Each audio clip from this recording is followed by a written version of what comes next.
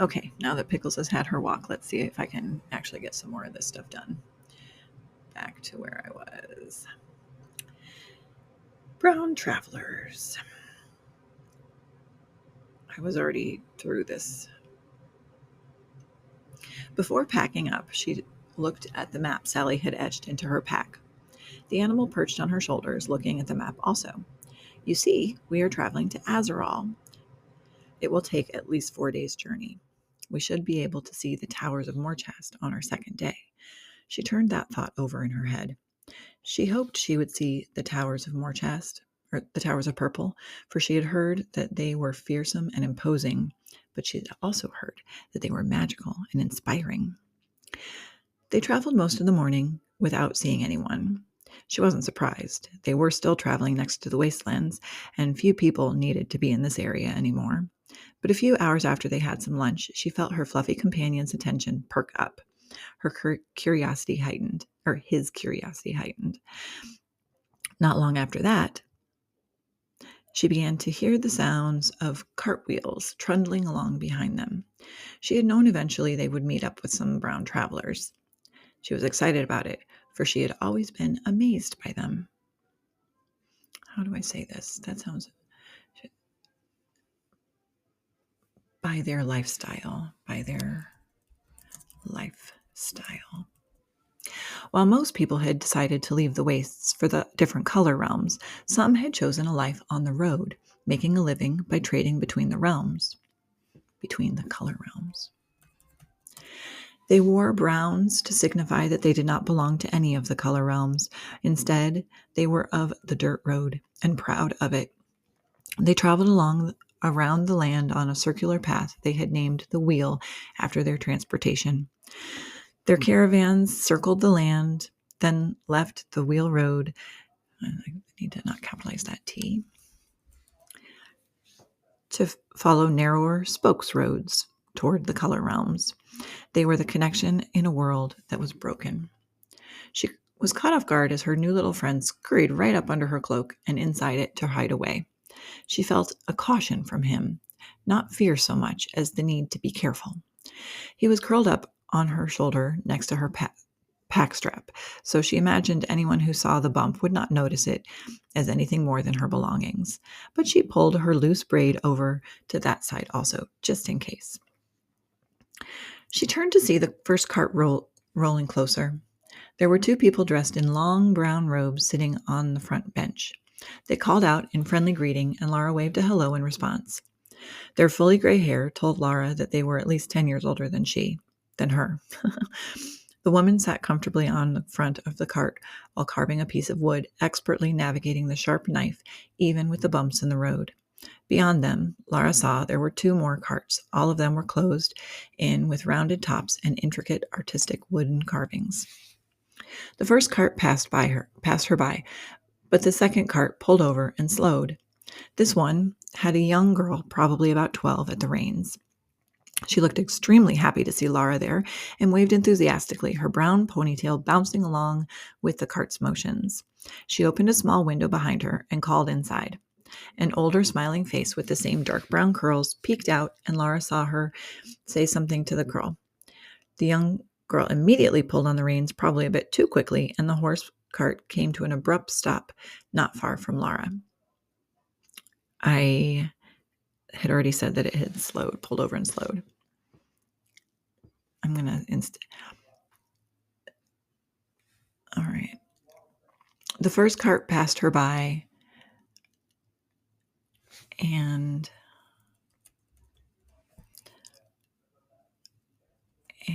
as the second cart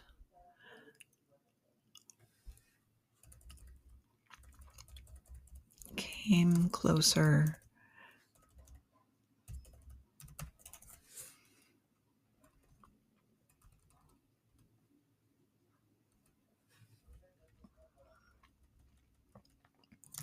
Laura saw a young girl, probably 12, at the reins.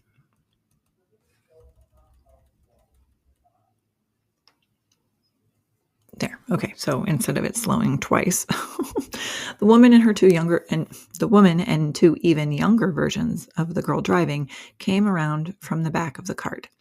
Good day. My name is Nessa. I'm Kate, the young driver piped in, speaking loudly over her two younger sisters, who also shouted out their introductions. Years of experience with young children had Laura ready, and she quickly responded, Hello, Nessa. My name is Laura. So nice to meet you. Laura faced the young ladies in turn, giving them a quick little curtsy. Good day, Kate. Hello, Jen. And hello to you, Miss Betty. The girls beamed at the royal treatment. Nessa stepped forward. We don't see many travelers on the wheel road. I'm going to say travelers walking the wheel road. Forgive me for this part. I'm going to change this. Wheel road dash. Forgive me for this part. Dash at your age. May I ask where you are headed? Maybe we can give you a ride, at least for part of your journey. Laura smiled. I appreciate the help, as it will speed up my trip. I'm traveling to Azeral to attempt the blue trials. We are almost out of water in my village. We need the magic, or we'll have to resettle. Or we'll all have to resettle. We are almost out of water in my village. In Calambria, my village. We need the magic. We need the magic back, or we'll all have to resettle. Nessa gave a slow, sorrowful nod. I know too well the challenges. The home I grew up in is no longer an option, but no way in seven hells I would go join a color. They are the ones who created this mess in the first place. Lara nodded in agreement. Taking all of our resources and leaving so many with nothing. It has been so difficult, and as each year goes by, it's just getting worse.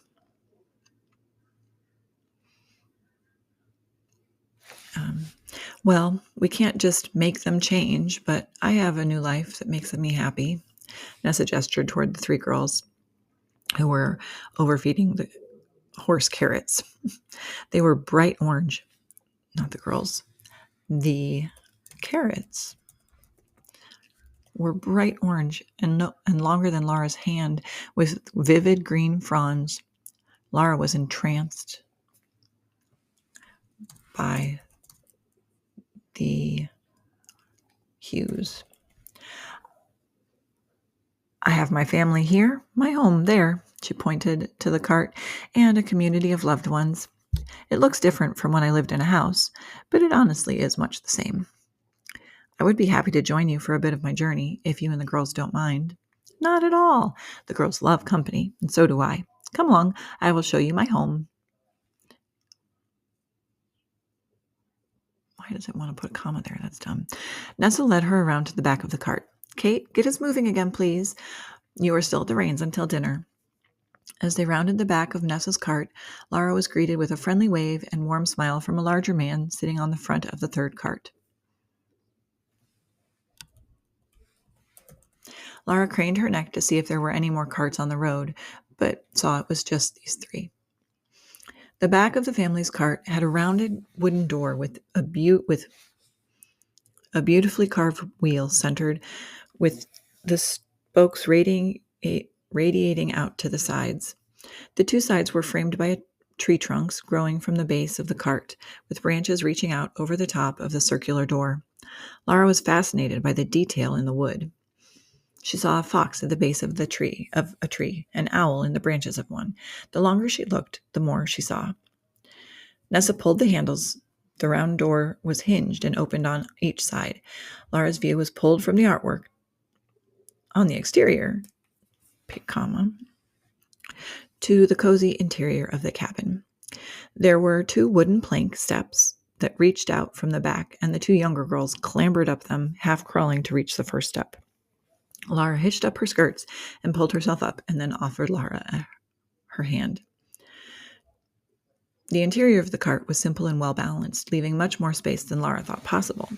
To the right side was a bench with woven, multicolored blankets covering it. To the left was a counter that reached all along the cart from front to back. Lots of cabinets were along the wall above and below this counter, and Laura realized that the storage was much more than she had back home. The counter was covered in more fresh fruit than Laura had seen in ages. There were apples, berries, and bananas. Her mouth watered immediately. Nessa was a great hostess and quickly offered Laura her choice. Laura almost cried, taking a bite of a bright red apple in her hands. It smelled delicious. She took a bite, and it was juicy and everything she had remembered and imagined. She suddenly felt a pang of jealousy. At first, she was confused by the emotion until she realized it was her tiny stowaway friend. Nessa was settling the girls back down for their afternoon naps in the front of the cart. So Lara bit off a piece of the apple and handed it to him under her cloak.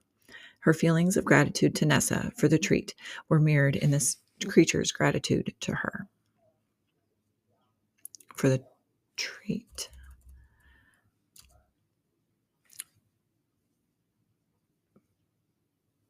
Back down.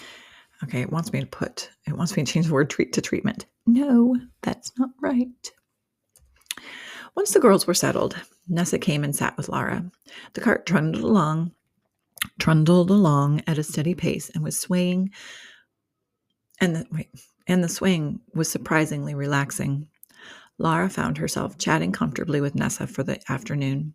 They had a lot in common, and Lara spoke of her 4 children. She shared some of her favorite stories.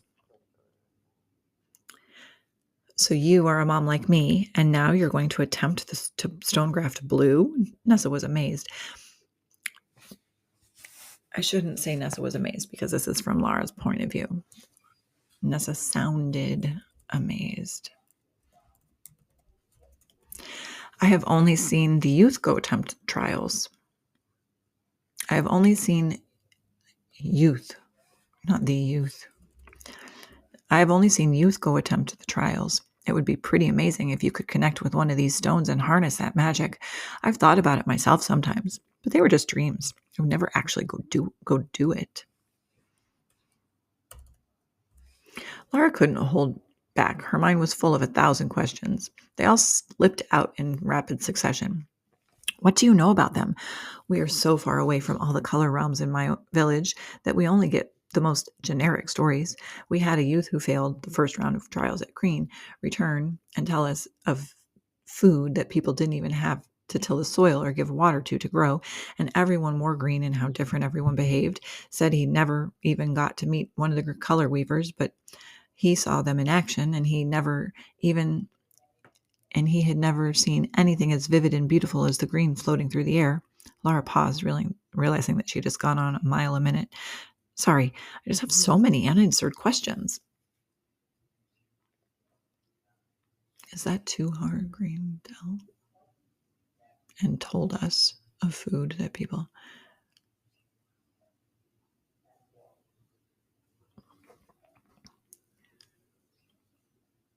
I'm going to leave it.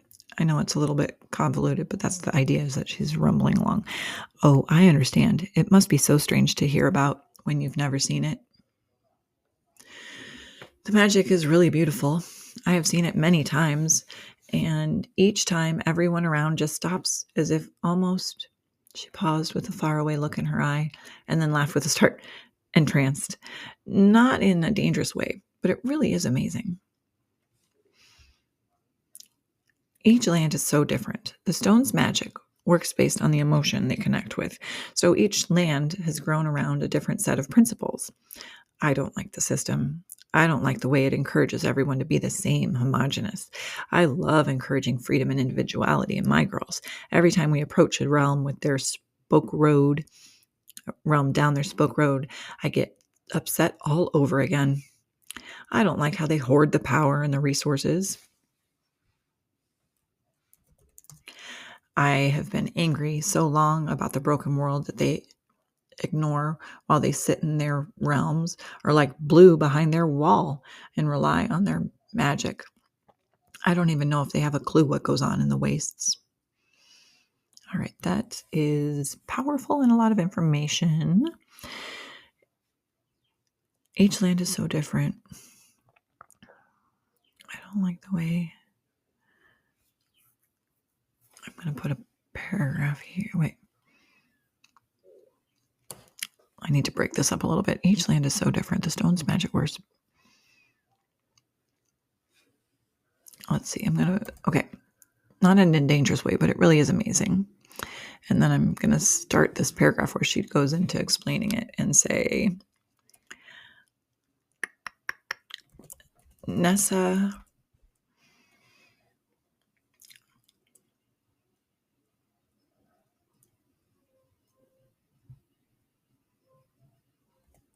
explained, each land is so different.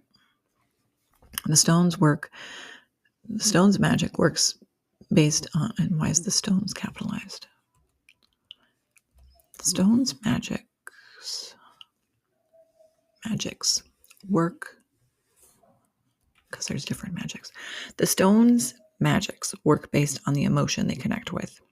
So each land has grown around a different set of principles. That's very important. That might be the first time I explain that to people. The stone's magics work based on the emotion they connect with. The stone's magics are powered based on the emotion each color connects with. So each land, so all 7 realms have grown around a different set of principles. I don't like the system. I don't like the way it encourages everyone to be the same, homogenous. I love encouraging freedom and individuality in my girls. Every time we approach a realm down their spoke road, I get upset all over again. I don't like how they hoard the power and the resources. I have been so angry so long. I'm going to put a comma here. I've been so angry so long about the comma. So angry for so long about the broken world that they ignore while they sit in their realms, or like blue behind their wall and rely on, I'm going to call it a water wall, and rely on their,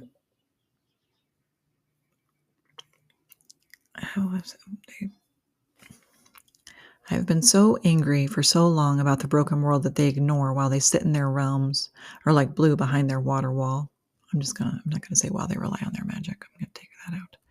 It's too much. I don't even know if they have a clue what goes on in the wastes. Nessa shook her head, then continued, anyway, blue is all about order.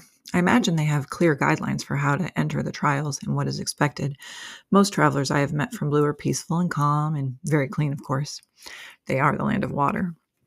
I imagine the first thing they do with new visitors is get them a nice bath. Lara looked sheepishly down at her clothes and imagined the state she must be in. Oh dear. Darling, you aren't alone. Look at the dust buildup on my skirts alone. We may have plenty of drinking water, but I ration it for the cleaning. Nessa shook her skirt hem. It was beautifully decorated with a dark brown cross-stitch design and brown dirt wisps circled up into the air. Nessa shook her skirt hem. It was beautifully decorated with a dark brown cross-stitch design and brown dirt wisps circled into the air. She laughed a booming laugh, and the girls turned over a bit. Catching herself. Oh, sorry. Catching herself, she quieted and shushed them back to calm. Nessa shook her skirt hem.